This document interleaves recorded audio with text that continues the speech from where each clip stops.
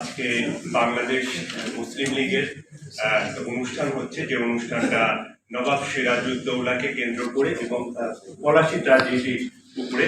তো এটা আমার সৌভাগ্য যে আমি এই অনুষ্ঠানে আসতে পেরেছি। বাংলাদেশ মুসলিম লীগের সাথে নবাব সিরাজউদ্দৌলা এবং সিরাজউদ্দৌলা পরিবারের একটা আর্থিক সম্পর্ক।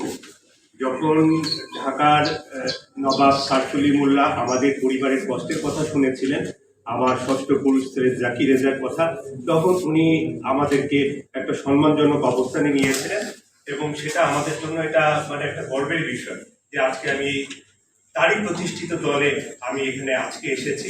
এবং নবাব স্যার সলিমুল্লাহ এবং নবাব সিরাজউদ্দৌলা এই দেশের জন্য ওনারা জীবন দিয়েছেন, ওনারা দেশকে ভালোবাসেন, ওনারা দেশের কোনো ক্ষেত্রে আপোষ করেননি শত্রুদের সাথে। তো নব মির্জাফর যারা আছে, নব ঘসিটি বেগম বা কৃষ্ণচন্দ্র যারা এখনো ষড়যন্ত্র করছেন বাংলাদেশকে নিয়ে, আমি মনে করি যে এখন আমাদেরকে সজাগ হতে হবে এবং আমাদেরকে আবার সেই আদর্শে, পুরনো আদর্শে ফিরে যেতে হবে। যে আদর্শটা লালন করতেন নবাব সিরাজউদ্দৌলা।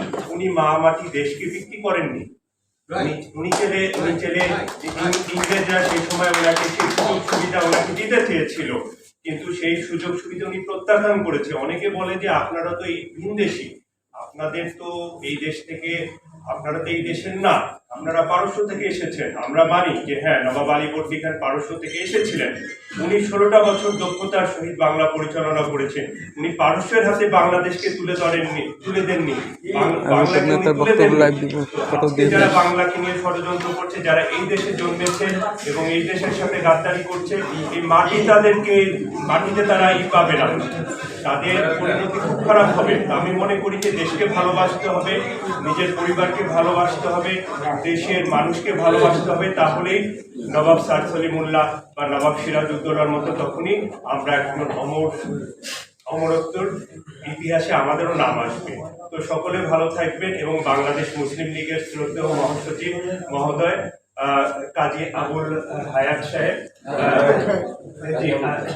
কাজী আবুল খায়ের সাহেব, ওনাকে অসংখ্য ধন্যবাদ। উনি আমার সাথে একাধিকবার যোগাযোগ করেছেন এবং বাংলাদেশ মুসলিম লীগের সবুর খান সাহেব, উনিও আমার সাথে একাধিকবার যোগাযোগ করেছেন।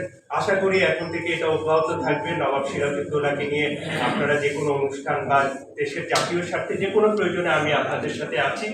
তো এখানে সবাই ভালো থাকবেন। সাংবাদিক বন্ধুদেরকে অসংখ্য ধন্যবাদ।